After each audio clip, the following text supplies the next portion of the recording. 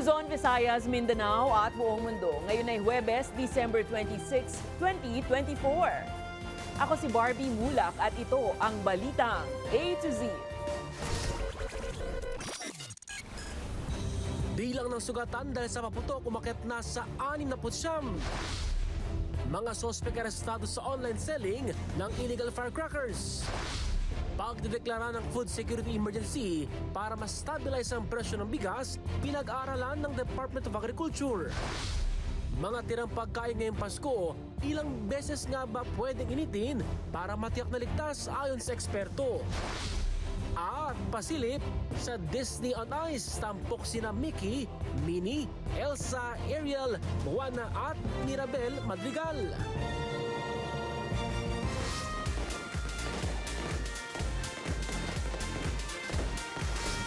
Magandang gabi, pambungad sa ating newscast. 5 araw bago magpalit ng taon, nadagdagan pa ng 26 ang bilang ng firework-related injury sa bansa.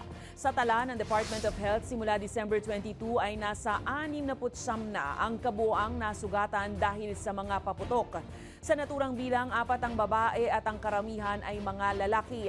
Mahigit kalahati sa mga pasyente ay edad 19 anyos lamang pababa. Dagdag ng ahensya, 88% naman dito dahil sa paggamit ng iligal na paputok tulad ng boga. Muling nagpaalala ang DOH, iwasan ang paggamit ng paputok at sa halip ay manood na lang ng community firework displays o kaya gumamit ng alternatibong pailaw at paingay sa pagsalubong ng 2025. Ilang suspect na ang naaresto ng pulisya ngayong buwan ng Disyembre dahil sa pagbebenta ng mga iligal na paputok. Ayon kay PNP Anti-Cybercrime Group, mas mahirap ngayong masawata ang illegal firecrackers dahil sa online selling. Ang Balitang A to Z ni Kim Salinas. Section 6 ng cybercrime. Ikaw ay may karapatang manahimik o magsawalang kibo. Timbog ang mga sospek na ito sa Olongapo City sa pagbebenta ng mga ipinagbabawal na paputok online sa kabila ng paalala ng otoridad. Sa operasyon ng PNP Anti-Cybercrime Group sa iba pang lugar kabilang ang Tondo, Malabon at San Fernando, Pampanga ngayong Disyembre. Nagpanggap ang ilang operatiba na buyer ng mga paputok matapos kumagat ang seller at nagkasundo sa presyuhan sa kaisasagawaang meet-up at dito na nahuli ang mga sospek. Yung mga nahuli naman natin ay nagbebenta sila ng mga firecrackers na pinagbabawal through the different social media platforms. So doon natin natuklasan at sa ating pagbili ay doon naman napagalaman natin na talagang meron silang mga binibenta na mga paputok. Mariing ipinagbabawal ang online selling ng kahit anong klase ng paputok, legal man o illegal. Maging mga courier ay pinag-iingat sa pagtanggap ng mga pick-up at delivery ng mga paputok. Well, iimbestigahan natin dahil alam naman natin yung mga riders hanap buhay lang din yun. Kung hindi naman talaga sila kasabwat doon sa pagbebenta. Kabilang sa nakaalerto ngayon ang Southern Police District na aminadong mas mahirap masawata ang illegal firecrackers ngayon. Ngayon kasi mas talamak nga yung pagbebenta ng online dun sa mga firecrackers. Mas mahirap ngayon yung panghuhuli kasi nga hindi naman natin hawak yung online accounts ng mga nagbebenta. So mas magiging mahigpit tayo. Ikinasana ng SPD ang paglilibot sa mga pamilihan. Dito sa Baclaran, isa yan sa mga binabantayan ng ating kapulisan. Lagi yan pinupuntahan ng ating mga nag-i-inspect kasi nga yung mga binibenta kasi dyan hindi nakalabas. Nakatago nila yung binibenta yan. Nagbabala naman ang PNP Anti-Cybercrime Group na mas mabigat ang parusa sa mga mahuhuling nagbebenta online ng mga ipinagbabawal na paputok. Mas mabigat po compared dun sa traditional crime nila. So, 1 degree higher po. That would mean possible po if they found guilty, 6 years to 1 day to 12 years yung magiging imprisonment po nila. Ayon sa Anti-Cybercrime Group, sa 208 social media accounts na kanilang binabantayan dahil sa pagbebenta ng illegal firecrackers, 115 sa mga ito ay tuluyan ng naipasara. Para sa Balitang A to Z, Kim Salinas.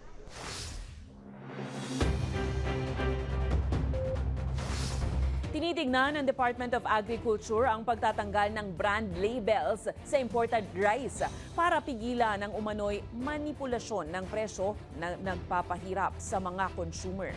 Ayon kay Agriculture Secretary Francisco Chu Laurel Jr., ginagamit umano ng ilang trader at retailers ang mga label gaya ng premium at special para makapagtaas ng presyo, habang exempted naman ang lokal na bigas dito para maprotektahan ng mga magsasaka. Binigyang diin rin na isang pribilehiyo at hindi karapatan ang rice importation. Banta niya, babawiin ang import permits nang hindi susunod sa regulasyon. Sa kaugnay na balita, pinag-aaralan ngayon ng Department of Agriculture ang pagdedeklara ng Food Security Emergency. Ayon kay Agriculture Secretary Francisco Chu Laurel Jr., isa lamang ito sa nakikita ng ahensya para mapakalma ang presyo ng bigas. Kabilang sa mga hakbang na tinitingnan ng ahensya ay ang paggamit ng probisyon sa ilalim ng binagong Rice Tarification Law na magpapahintulot sa pagpapalabas ng buffer stock mula sa National Food Authority o NFA para patatagin ang presyo ng bigas. Bukod rito, pinag-aaralan din ang pagbibigay ng kapangyarihan sa Food Terminal Incorporated o FTI na mag-angkat ng malaking dami ng bigas para makipagkumpetensya sa mga pribadong importer. Inatasan naman ng kalihim ang legal na dibisyon ng DA na suriin kung maaaring gamitin ang probisyon ng Consumer Price Act para tugunan ang mga tila pananamantala sa presyo o kaya yung sinasabing profiteering. Batay sa price monitoring ng DA, naglalaro sa halos 43 pesos hanggang 60 pesos ang kada kilong presyo ng bigas, depende pa yan sa lugar. Mga ka-A to Z, isa ka rin ba sa mga naghahanda na ng mga ihahaing pagkain sa bagong taon?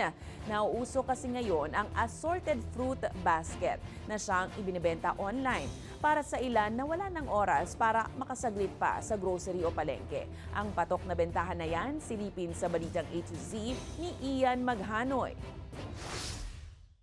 Abalang nagbabalot ng mga panindang prutas si Cheryl sa kanyang tindahan sa Farmers Market, Araneta City, Cubao, Quezon City. Gamit lang ang red ribbon bilang panali, transparent plastic bag, basket at mga prutas, voila! May assorted fruit basket na siyang tinda.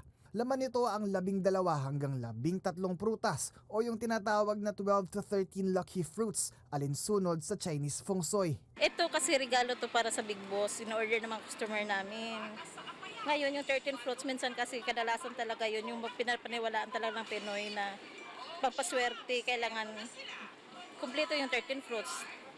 Tuwing 31 ng gabi, nilalagay sa lamesa. Kaya mabilis sa amin to. Pero wait, hindi ito para sa personal na bumibili. Available at ino-offer ito online.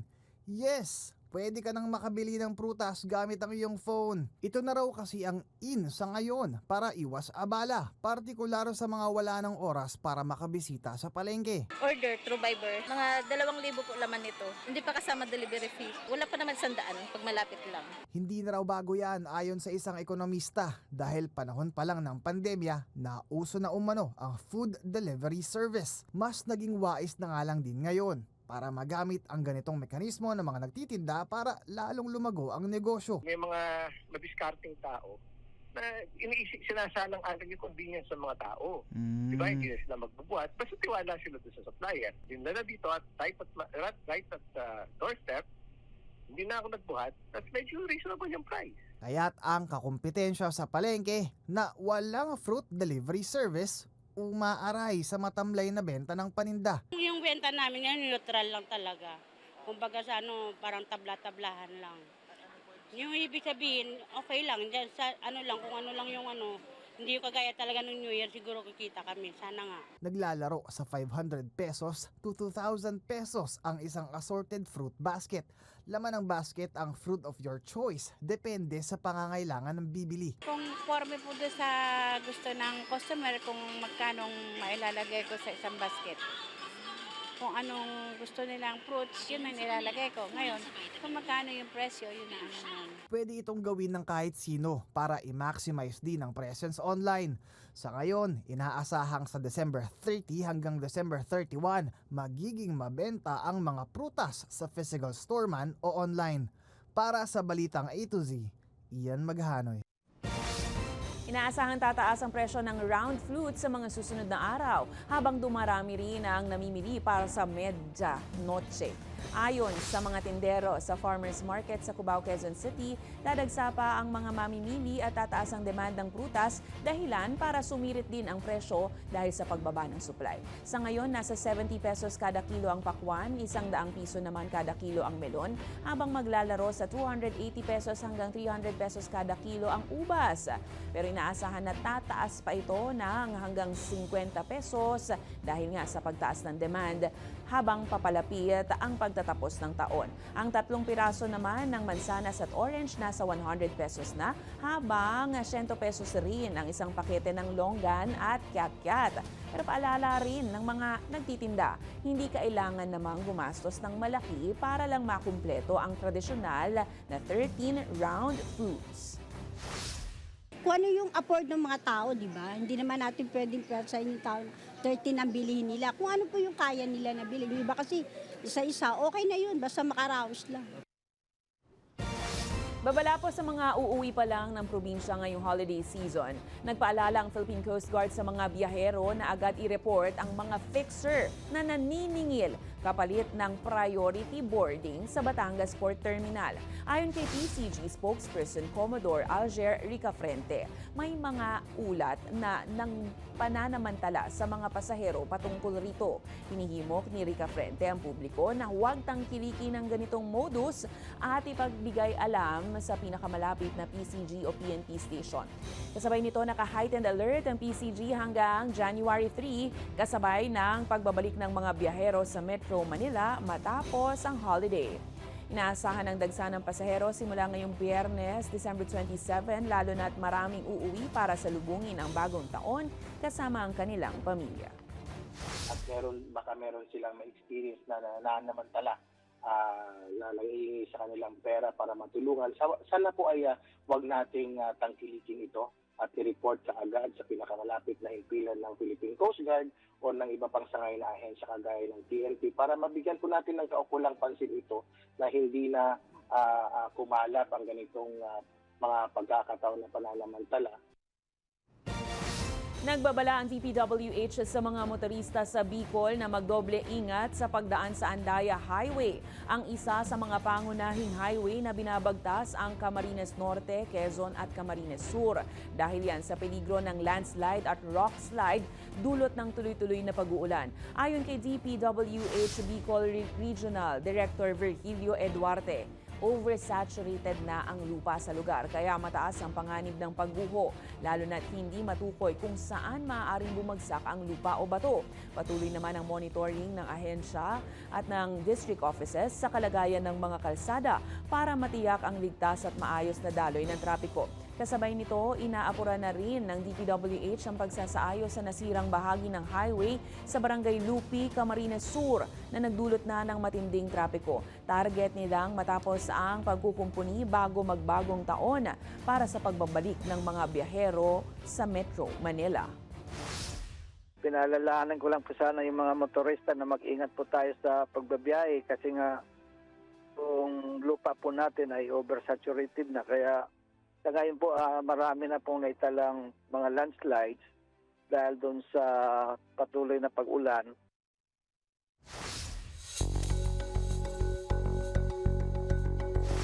Masusing nire-review ni Pangulong Ferdinand Marcos Jr. at ng kanyang gabinete ang 2025 national budget para tiyaking sumusunod ito sa konstitusyon. Ayon yan sa Malacanang. Ginagawa ito kasunod ng mga panawagang alisin ng umano'y unconstitutional provisions sa 6.5 trillion peso spending plan bago ito lagdaan sa December 30. Ayon kay Executive Secretary Lucas Bersamin, maingat ang Pangulo sa paggastos ng limitadong pondo ng gobyerno para masiguro ang pagtutok sa mga pangunahing advokasya ng kanyang administrasyon. Naantala ang paglagda sa General Appropriations Bill mula December 20 para bigyang daan ang mas malalimang pagsusuri matapos ang mga kritisismo laban sa ilang probisyon nito. Binabatikos ng kilusang magbubukid ng Pilipinas ang taunang gift-giving event ng pamilya Duterte sa Davao. Ayon kay KMP Chairperson Danilo Ramos, lantarang pagpapakita lang ito ng paggamit ng mga Duterte sa public office para sa pansariling interes. Paraan din raw ito ng mga Duterte upang magamit ang mahihirap at mapahaba ang kanilang dinastiya sa politika. Tulad taon-taon, pinilahan ng daang-daang Dabawenyo ang Pasko pahalipay sa Taal sa bahay ng mga Duterte sa Taal Bangkal nitong December 25 para sa libreng pagkain, grocery pack, gift certificate at cash. Pinangunahan ito ni dating Pangulong Rodrigo Duterte, mga anak na sina Vice President Sara Duterte, Congressman Paulo Duterte at Mayor Baste Duterte. Kasama rin ang ikatlong henerasyon ng mga Duterte na apo ni FPRRD.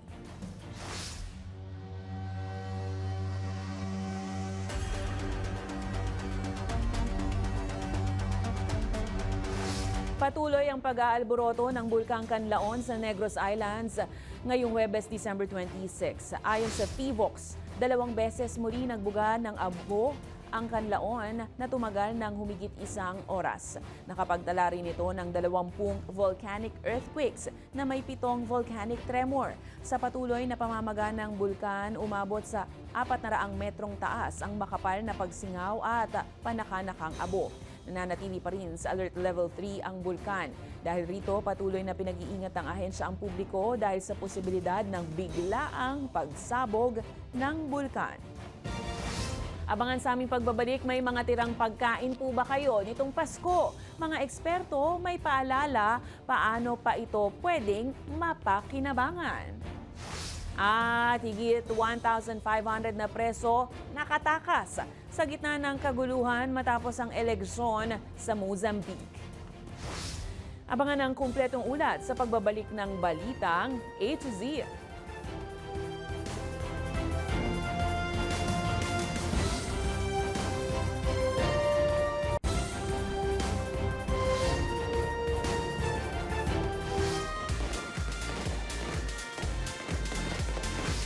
Mga ka-A to Z, kumusta naman ang inyong ref pagkatapos ng Pasko?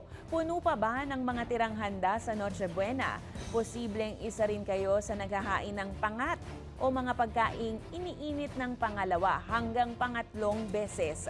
Pero hanggang ilang beses nga ba pwedeng initin ang tirang pagkain para matiyak na ligtas pa rin ito? Alamin sa Balitang A to Z ni Ace Cruz. Karaniwan na pagkatapos ng Paskong maraming tirang pagkain, tulad ni Nanay Richelle at ang kanilang lasanyang handa noong Christmas Eve. Bago hihaing muli, pinainit muna niya ito ng ilang minuto sa microwave oven. Kasi para yung iwas tayo sa bakterya, tapos hindi masisira yung katawan natin, yung tiyan natin. Kasi importante sa atin, malinis yung kinakain natin. Tapos dahil sa kaliwat ka ng handaan ngayong holiday, ang tawag sa tirang mga pagkain, pangat. Dahil iniinit ng pangalawa, maging pangatlong ulit hanggang maubos. Pero hanggat maari, ayon sa eksperto na si Dr. Risa Linel, 1 beses lang dapat iniinit ang natirang pagkain. Dahil sa loob ng ilang oras nabubuhay ang mikrobyo sa pagkain na posibleng maging sanhi pa ng food poisoning. Again, iwasan po natin po yung pangat. Pangatlong beses uninit. Okay? Kung maaari po, kung magre-reheat po tayo, 1 beses lang po sana. After that, kung may matitira pa rin, i-discard na po natin, itapon na po natin. Kung hindi anya maiwasan, dapat siguruhin kumukulo o talagang nainit ng mabuti ang pagkain. Kinakailangan almost like near boiling point. Kailangan talaga as in kumukulo pa rin, kinakailangan matindi like more than 70 degrees centigrade ang pag-reheat ng pagkain. Within 2 hours, kailangan maubos, kailangan makain. Kasi para maiwasan po natin po yung tinatawag nating food poisoning. Paalala pa ng eksperto, siguruhing malinis at tuyo ang storage container ng mga tirang pagkain. Ihiwalay ang mga luto ng potahe sa mga hilaw na pagkain.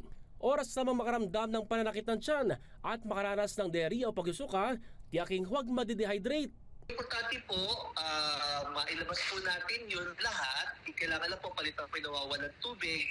So hydrate yourself, yung mga hydrating fluids, po Orisol, yung po maganon para po makatulong. Dagdag pa na eksperto, amuyin muna ang tirang pagkain bago ihain at tiyaking maayos pa ang kondisyon para mairaos ang buong holiday season ng ligtas at malusog. Para sa Balitang A to Z, Ace Cruz.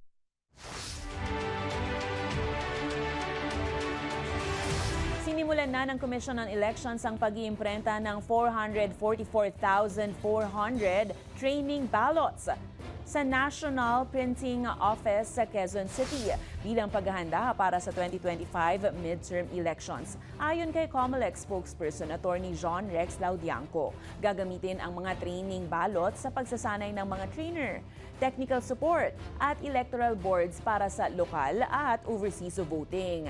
Pero nilinaw ni Laudianco na ang opisyal na balota ay iimprintahin kapag pinal na ang listahan ng mga kandidato na target namang ilabas sa opisyal na website ng COMELEC sa Enero 2025.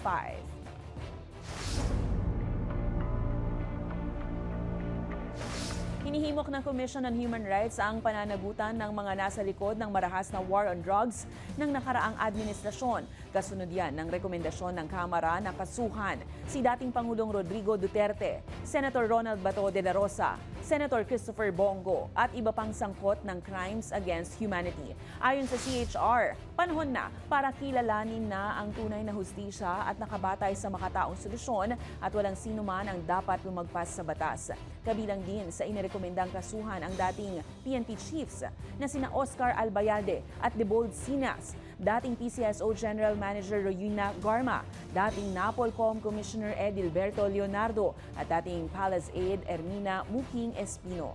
Binantayan umano ng CHR ang mga testimonya at ebidensya mula sa 13 pagdinig ng Quad Committee alinsunod sa mandato nitong tiyakin ng hustisya para sa mga biktima ng paglabag sa karapatang pantao. Itutuloy naman ang pagdinig ng Quad Committee sa Enero.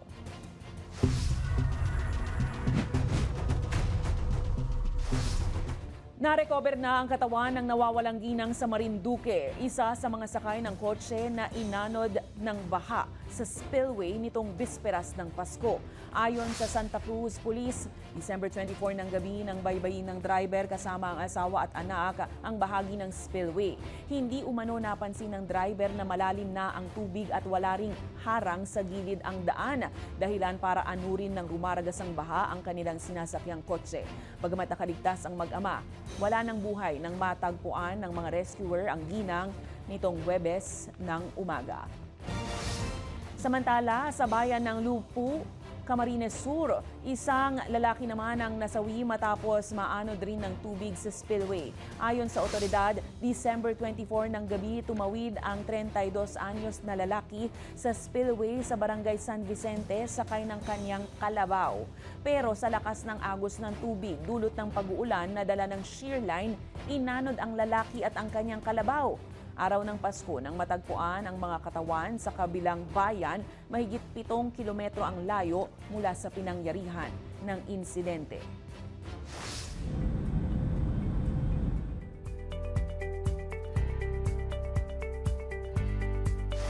Nakatakas ang mahigit sa 1,500 na preso mula sa isang high-security prison malapit sa Maputo, Mozambique. Sa gitna ng kaguluhan, bunsod ng kontrobersyal na pagkapanalo ng Frelimo Party sa halalan.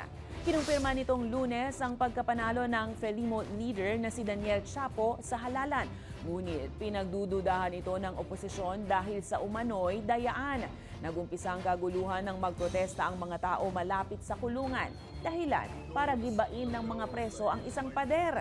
Ayon sa Mozambique National Police, aabot naman sa 33 preso ang napatay, 15 ang nasugatan matapos makasagupa ng mga preso ang prison staff.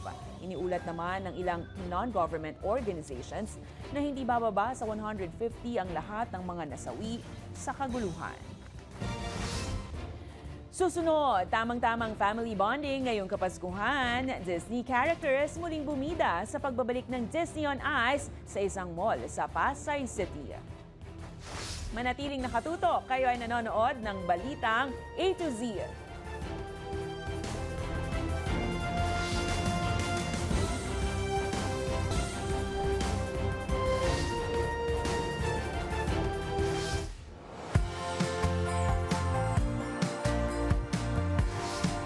holiday season, muling pinatunayan ng Disney on Ice ang kanilang natatanging galing sa paghahatid ng kamangha-manghang performances sa pinakabago nilang palabas na Find Your Hero. Dumagsa ang daan-daang fans para saksihan ito sa isang mall sa Pasay City. Ang balitang A to Z ni Lane Garcia. Makukulay na costume, props, nakakabilib na special effects at ilang makapigil hiningang stunts at acrobatics.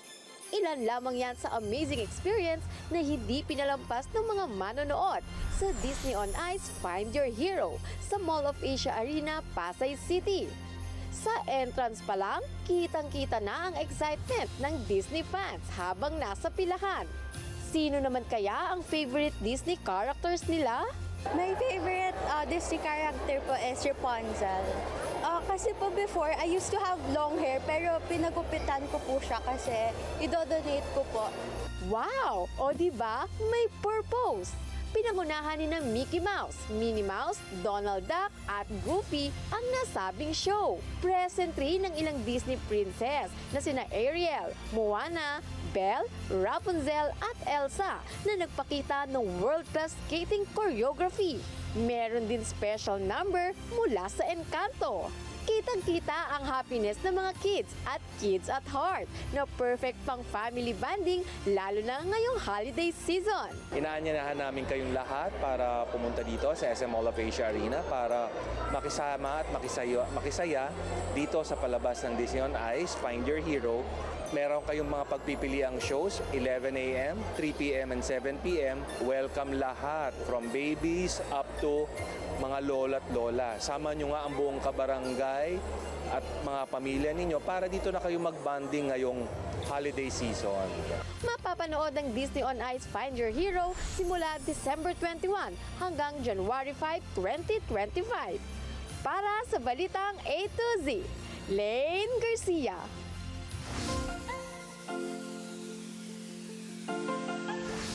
Sabi nga nila, kilalang curious ang mga bata.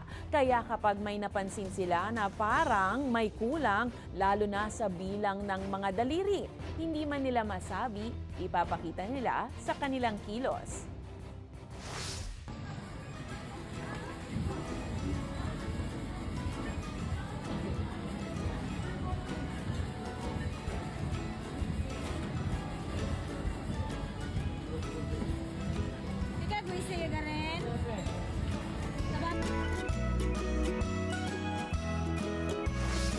Kung kayo ay may kwentong kakaiba, mga kwento ng pag-ibig o storya ng inspirasyon at pag-asa, maaari nyo itong ibahagi. Sumali sa ating Facebook group na Balitang A to Z. Panoorin ang replay ng ating programa at sundan ang ating social media pages, hanapin ang Balitang A to Z.